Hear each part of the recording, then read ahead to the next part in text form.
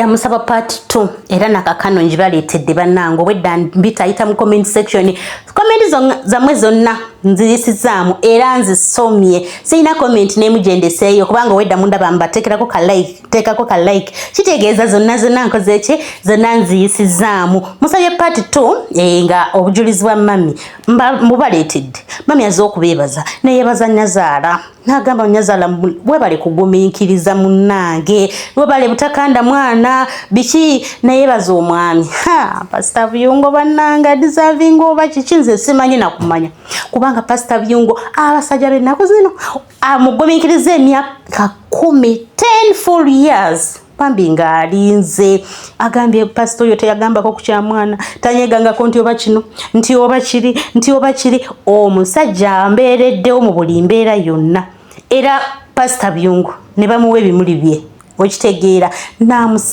ye lwaki mwogerera munzikirize mbawe mami Josephine nalongo waffe mama waffe omulungi waffe mukaddadde ngawa obujulizi bwe mu kaseera kano era mukkirize mbasiibulire wano another part is coming up tomorrow kale mbeere bulungi mweraba. Haleluya, haleluya. Muzeeyi weyongere wano. Teyongere wano. Muzeeyi wengereko wali katono. Ngeyongere eno. Bana bakutte bano beyongere wano.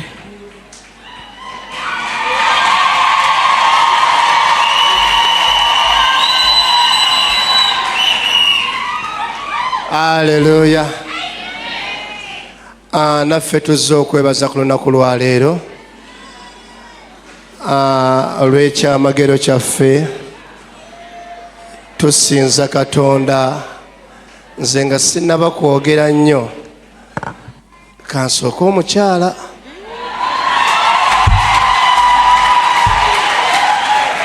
kampa omukyala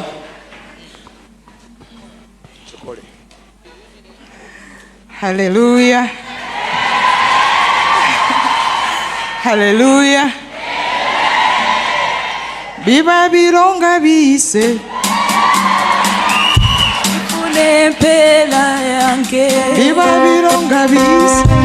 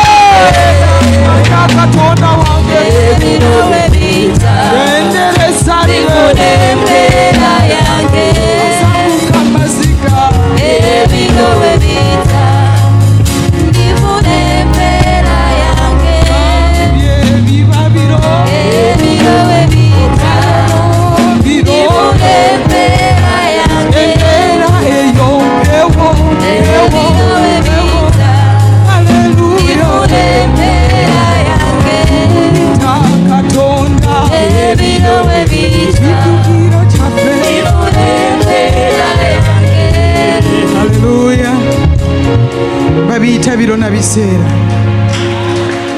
Amina. Wabeerayo olunaku Katonda n'akusanyusa. Amina. Tuze wano olunaku olwaleero nga Babuyungo family nga naffe twebaza Katonda. Gibadde emyaka 10 ennaku z'omwezi nga 21 January 2017 we twakola embaga. Omwaka guno 21 January 2026 tuwezezza emyaka 10. Naye Katonda asobola okubisaamu ekyamagero mu myaka egyo 10 n'ofuna n'ekisingirira. Okiwulidde. Togwamu maanyi, Katonda akumanyi. Amina. Embeera esobola okunyeenyaamu naye Katonda akumanyi. Amina. Katonda akumanyi ate era akwagala nnyo. Tasobola kwerabira.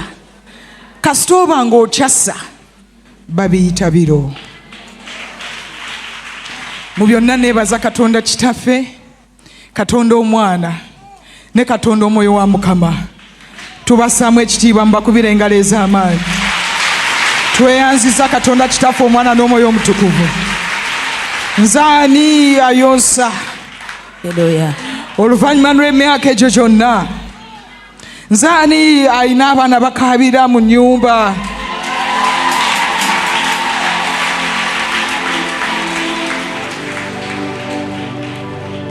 Yesu weebale. Ne mu nnyumba yaffe babeerayo obwana obuto obukaaba buubwo ne bukaaba, naffe ne tusanyuka, ne tulera, ne tubudaabuda. Ani yali amanyi? Ani yali amanyi? Ani yali amanyi oluvannyuma lw'emyaka 10? Amina. Josephine Buyungo muwanguzi alibeera n'ezzadde.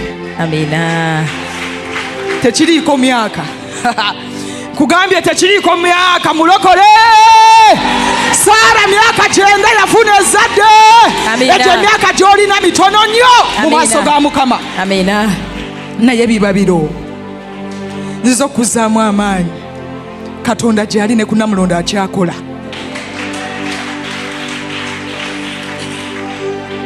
Byali biro bya ddungu. Byali biro bya maziga. Byali biro bya operations ezitali zimu. Byali biro ne Katonda avuunika ebiro. Amina. N'atandika chapter empya. Nziza okugamba okuva olunaku olwaleero waliyo chapter empya etandika mu maaso go. Etandika gy'oli ozze kutapinga mafuta. Kino kye tuli, Katonda azze kulanga nti akyasobola okukola abadde aweddemu amaanyi. Azze kuzzaamu maanyi nti akyasobola okukola ekyo ky'obadde olengerera awala. Amen. Abaana mbadde mbalengerera wala. Amen. Wala nnyo. Naye baabano bali kumpi, bamuyita Katonda. Bamuyita Katonda. Bamuyita Katonda. Katonda si mubanja. Amanja. Amina. Nkiddamu. Katonda si mubanja. Amina. Yammanja. Yakubanja. Naawe agenda kutuusa akukkuse byonna. Obeere nga ate ye yakubanja. Naye bibeera biro. Haleluya. Neebaza Katonda. Mpitibwa Omusumba Josephine Buyungo muwanguzi. Nga nange omusumba wange ye Musumba Joseph Buyungo muwanguzi.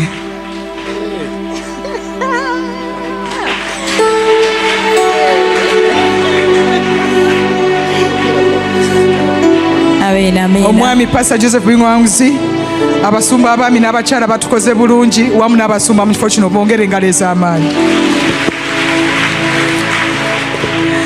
Amina.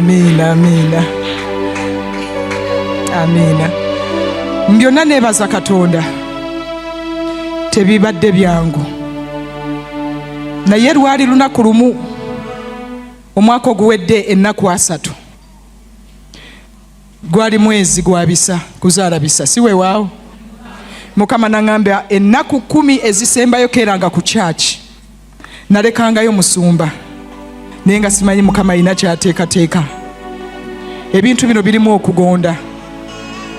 Oyinza okuba nga okirabiraawo nti Mukama aŋŋamba ki, naye mabega waakyo waliyo Katonda kyayagala okuwa. Nnaku 10 nakeeranga ano ne musumba mukyala Bandeba, naye yanga Mukama amugambye akeere. Nenkeera ano nga awa zonna nzitandika okuva ssaawa 2 paka ssaawa 6. Naye nga Mukama simanyi nti ateekerateekera kino. kiki mukama kyagambye okola ekyo kyobadde olengera awalagera kisembeza kumpi gonda. Nebaza Katonda kubanga tandese, nebaza Katonda ku lw'omwami wange, mumukubireko engalo ez'amaanyi. Musumba abaddewo, Musumba taŋŋambyeko tandimaanize nti banaye omwana. Musumba abaddewo mu byonna nga yenkaraginga. We mbadde mpulira nga ndaba Mukama, ndaba nga olumanye olusi tutunuulira emyaka ye ng'agamba tofaayo akuzzaamu amaanyi. Wange bamulamu maama nze nafuna Nyazaala. Amiina. Wange bamulamu maama nze nafuna Nyazaala. Amiina. Nafuna Nyazaala mu Banyazaala. Amiina. Maama nga buli wajja ewaka ne maama ow'ensimbe ne bamaama ne kojja n'abalala bamulamu Mugumya, mulamu Nayiga n'abalala bali eri abeekwesa emabega eyo abamusibalaba. Naye nga buli naku buli we bajja ewaka essaala nabaana wano Mukama tulangirira, tebasabi beegayirizi. Mukama tulangira abaana 10, Mukama tulangira abaana 9, abaana 4 buli lunaku lwe babadde bajja ng'essaala teva mu nju ey'ezzadde.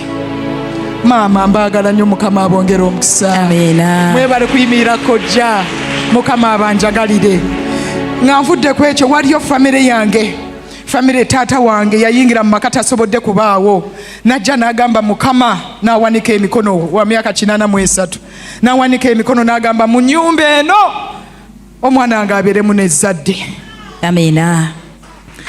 Era twagendayo ne tumulaga ezzadde n'asanyuka, yayimba Katonda yeebale nnyo, n'azinira ku ssimu myaka 83 naye ng'akyagamba Mukama ye Mukama. Mukama weebale ku lw'omwana wange. Ne neebaza Mukama, neebaza baganda bange abali ebweru, neebaza baganda bange abali kuno, babadde ba encouraginga banange abaweereza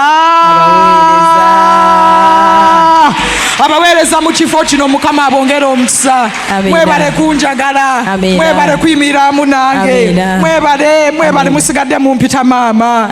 Abongera omukisa. Bansabidde banneegayirira ng'ovudde ku baweereza banaye wali ogwatudde mu katebe. Katonda agenda kusanyusa.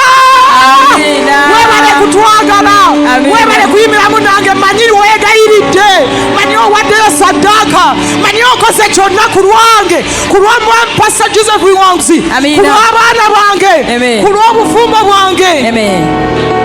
Sisobola beebaza bonna, ne Mukama abongera omukisa. Aba online abadde bawandika Habakuuku nga nze nsoose ku line ku lw'ezzadde, mukyala Zaituni, abala badde bayisawo TikTok mu ngeri ezitali zimu. Mukama abongera omukisa. Mwebale nnyo, mwebalire ddala abasumba. Asharaboseterera baba abo bayimiridde ne bagolola emikono. Nagendanga mu operations ezitali zimu nga pasita abayita ne banteekako emikono ne basaba. Ebibala mubirabye? Babirabye. Mubalabye abaana? Tuleese bazzukulu oyo gwe bayita Katonda. Amiina. Naye nga byonna neebaza Katonda, nnyinza obutabamalaayo naye Mukama mulungi.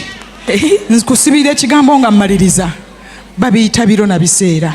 Mukama yakiŋŋamba omwaka oguwedde, mwaka guli 2024, mu biro bwe biti omwaka ogujja ojja kuba oyina ezzadde. Ekigambo nenkiko sooka olinde.